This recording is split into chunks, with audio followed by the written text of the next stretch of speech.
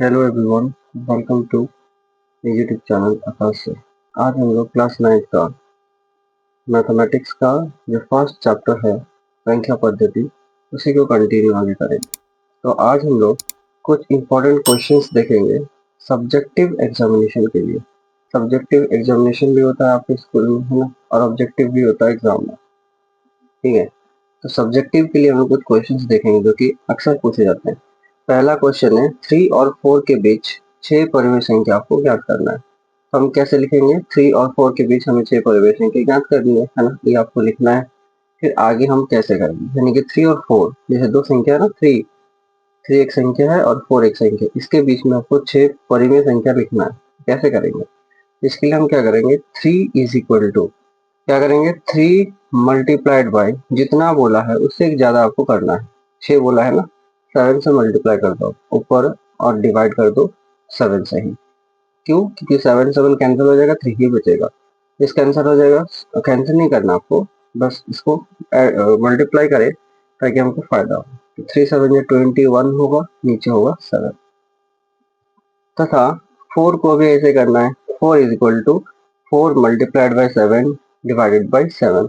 इसको आप मल्टीप्लाई करोगे तो 4 7 जा 28 डिवाइडेड बाई 7। ठीक है, लिखेंगे अतः 3 तथा 4 के बीच 6 परिमेय संख्या कौन कौन सा होगा। देखो 21 बाई 7 है, उससे एक ज्यादा से करो।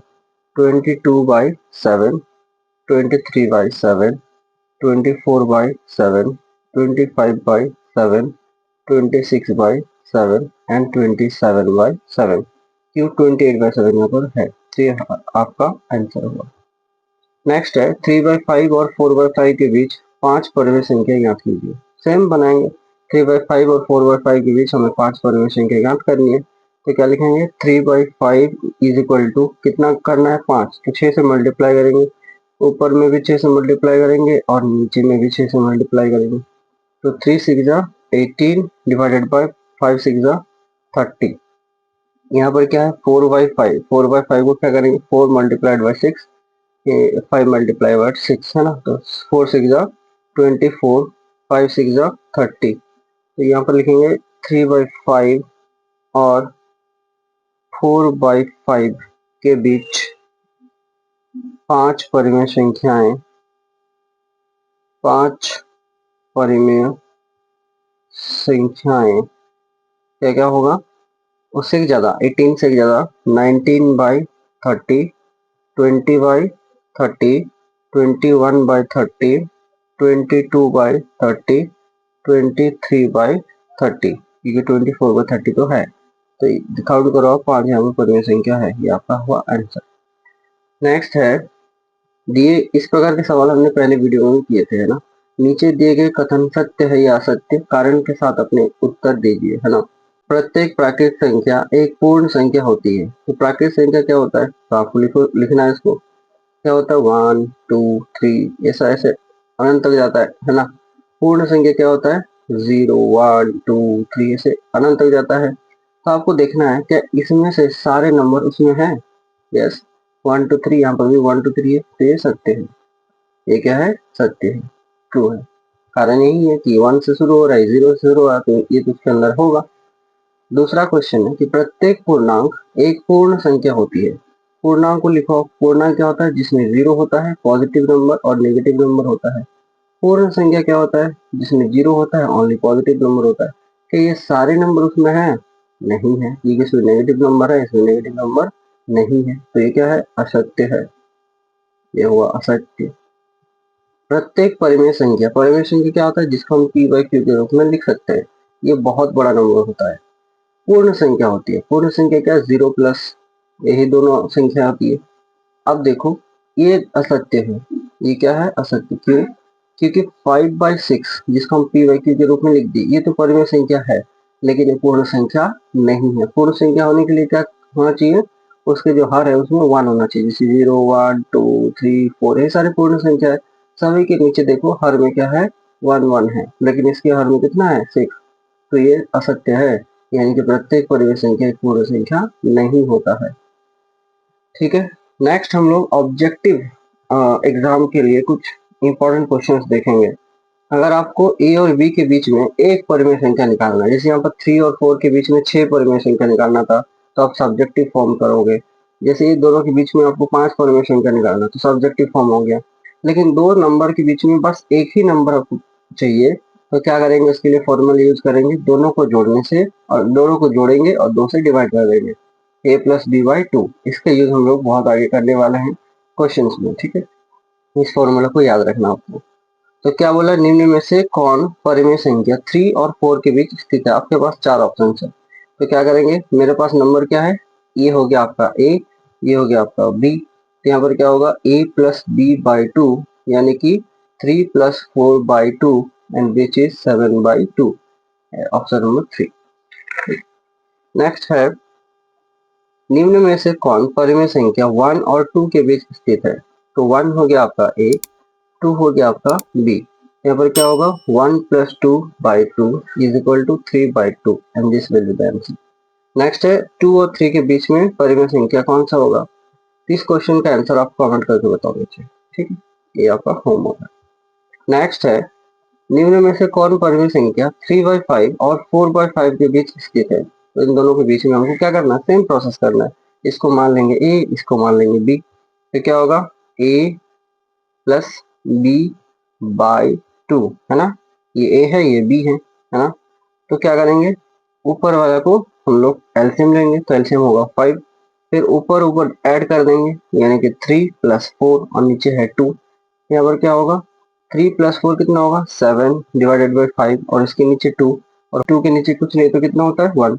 तो क्या करोगे आप, ऊपर वाला एज इट इज रहेगा 7/5, डिवीजन को मल्टीप्लाई में चेंज करेंगे, तो ये क्या होगा, फ्लिप हो जाएगा, तो ये होगा 1/2। तो ऊपर में ऐड करेंगे 7 1 जा 7 एंड 5 2 जा 10, आंसर होगा 7/10, दिस विल बी 7/10, ठीक। अच्छा, पिछले वीडियोस में हम लोग परिमेय संख्या तक देखे थे और उसका कुछ इंपॉर्टेंट क्वेश्चंस देखे थे। अभी हम लोग फिफ्थ नंबर, वो फोर्थ नंबर परिमेय संख्या था, तो फिफ्थ नंबर हम लोग स्टार्ट कर रहे हैं अपरिमेय संख्या। इसका हम लोग कहते हैं इरेशनल नंबर्स, ठीक है। क्या है, देखो, जिन परिमेय संख्याओं को आप p बाई क्यू के रूप में नहीं लिखा जा सकता, उसे अपरिमेय संख्या कहते हैं। जहां p और कोई पूर्णांक होगा but q not equal to 0, है ना, इसे q डैश द्वारा सूचित किया जाता है। इसको समझो, बोलता है कि जिन जिन संख्याओं को हम p बाई क्यू के रूप में नहीं लिख सकते, तो सबसे पहले हमको देखना है लिख किसको सकते हैं। जैसे 4.2 है मान लो, है ना, ये 4.2 यहाँ पर फिनिश हो गया है, तो इसको आप क्या करोगे 42, इसको हम लिख सकते हैं 42, और यहाँ पर क्या हो जाएगा 10, है ना। तो ऊपर वाला हो गया p, नीचे वाला हो गया q। मतलब जो शांत संख्या, शांत दशमलव प्रसार है, हम लोग आगे चल के दशमलव प्रसार पढ़ेंगे, ये शांत दशमलव प्रसार है क्योंकि स्टॉप हो गया है। तो इस ऊपर वाला 42, नीचे वाला 10, तो ऊपर वाला p, नीचे q, है ना। बट अगर आप देखो √2, √3, पाई और ये नंबर, इनका जो वैल्यूज है वो क्या है, 1, √2 का वैल्यू कितना होता है 1.4142135135, ये चलते रहता है, खत्म नहीं होता। तो जब ये चलते रहेगा तो आप इसको p बाई क्यू के रूप में कैसे लिखोगे, नहीं लिख सकते इसको। √3 को सेम ऐसे नहीं लिख सकते, वो चलते जा रहा, इसको नहीं लिख सकते। पाई का वैल्यू तो बहुत बड़ा है, 3.1415926535 एंड सो ऑन चलते जा रहा, इसको भी आप p बाई क्यू के रूप में नहीं लिख सकते। अच्छा, ये देखो इंटरेस्टिंग एक सवाल है, क्वेश्चन क्या है, 0.10, देखो 1 के बाद एक जीरो आया, फिर 1 के बाद 2 जीरो आया, फिर 1 के बाद 3 जीरो आया, फिर 1 के बाद 4 जीरो आया, फिर 1 के बाद 5 जीरो आएगा, एंड होने से करते रहेगा, तो इसको भी आप p बाई क्यू के रूप में नहीं लिख सकते। तो ये सारे एग्जाम्पल किसके हैं, अपरिमेय संख्या का है। याद रखना है, रूट वाला संख्या अपरिमेय होता है अगर वो नहीं कटता है तो, और पाई भी क्या है, एक अपरिमेय संख्या, रिमेम्बर इट, बहुत बार ये पूछा गया है, और ये नंबर भी अपरिमेय संख्या है, ठीक है। अभी आपको कुछ रोचक जानकारी यहाँ पर मिलेगी देखने को, वो क्या है, अपरिमेय संख्या के बारे में कुछ इंटरेस्टिंग फैक्ट्स हैं, है ना। अच्छा, ये एग्जाम में नहीं आएंगे, बस आपको समझने के लिए, सारे चीज एग्जाम के लिए नहीं होता है, कुछ आपको सीखने जानने के लिए भी होता है, ठीक। तो ये क्या है, हम लोग ये जो अपरिमेय संख्या पढ़ते हैं वो कौन मतलब दिया था, मतलब कौन खोजा था, इसके बारे में कुछ हिस्ट्री, है ना, कुछ चीजें इंटरेस्टिंग वो जानते हैं। पाइथागोरस के अनुयायी, क्या है अनुयायी, अनुयायी का मतलब होता है फॉलोअर्स। पाइथागोरस एक बहुत ही फेमस मैथमेटिशियन थे, है ना।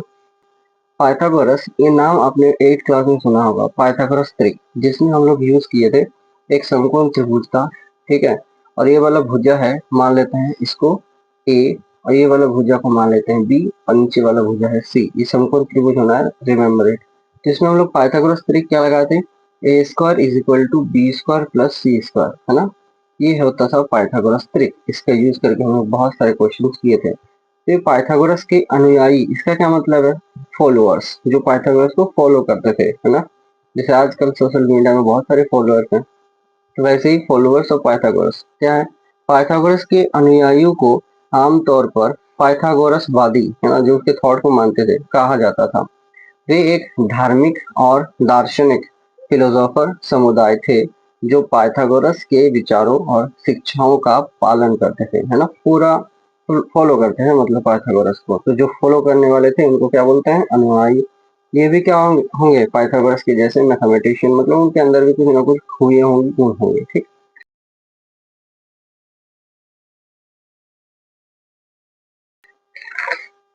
आगे है सेकंड पॉइंट है, पाइथागोरस के अनुयायियों ने अपरिमेय संख्या का सबसे पहले पता लगाया था। जो उनके फॉलोअर था, उन्हीं लोगों ने अपरिमेय संख्याओं के बारे में सबसे पहले पता लगाया था।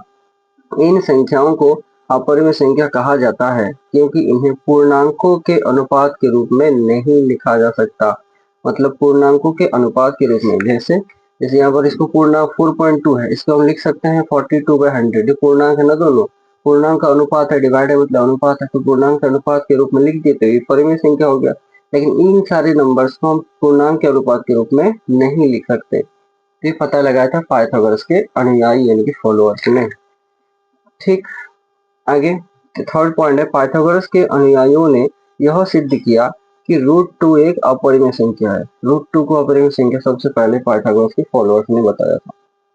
नेक्स्ट है फोर्थ नंबर पॉइंट, बाद में, है ना, फोर्थ नंबर पॉइंट क्या है, बाद में साइरिन, साइरिन क्या है, जो वर्तमान के लीबिया देश है ना, उसको पहले साइरिन कहा जाता था। तो साइरिन के थियोडोरस कौन थे, यूनानी गणितज्ञ थे, वहां पर गणितज्ञ थे, ठीक है।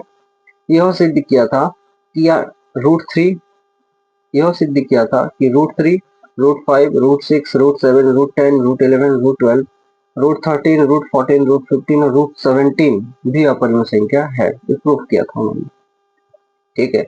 पॉइंट नंबर 5, 1700 ईसा के अंत में लेम्बर्ट और लेजेंड्रे ने पाई, ये क्या है, पाई है ना, पाई को एक अपरिमेय संख्या सिद्ध किया था, प्रूफ किया था कि पाई एक अपरिमेय संख्या है, ठीक है। आज के लिए यही तक। आई होप आपको ये समझ में आया होगा। समझ में आया होगा तो आपके फ्रेंड्स के साथ शेयर करो, ठीक है। बहुत बहुत धन्यवाद।